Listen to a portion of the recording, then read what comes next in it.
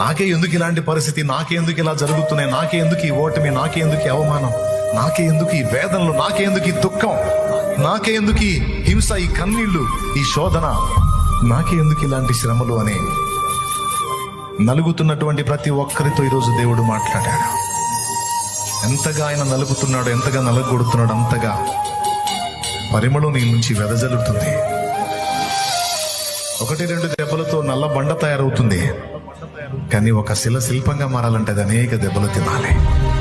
ఈరోజు అనేక రకాల దెబ్బలు తింటున్న నువ్వు ఒక శ్రేష్టమైనటువంటి కళాఖండంగా మార్చబడి అనేకులకు ఆశీర్వాద కారణం కాబోతున్నావు, అనేకులకు దీవెన కారణం కాబోతున్నావు, అనేకులకు రక్షణ కారణం కాబోతున్నావు. నా తండ్రి ఆ విధమైన కృప నీకు ఇచ్చాడు. అందుకే స్పెషల్ గా నేను ట్రీట్ చేస్తున్నాడు ఆయన. స్పెషల్ గా నలుగుతున్నావు అంటే స్పెషల్ గా నేను ఎంచుకున్నాడని గుర్తుపెట్టుకొని దేవుని కృతజ్ఞతలు చెప్పి ఆయన వైపు చూస్తూ సాగిపో. కన్నీళ్ళైనా, ఆకలి దెబ్బలైనా, వస్త్రహీనతైనా, కరువైనా, ఖడ్గమైన క్రీస్తు ప్రేమ నుంచి మనల్ని ఏది ఎడబాపలేదు. రండి ప్రార్థన చేద్దాం.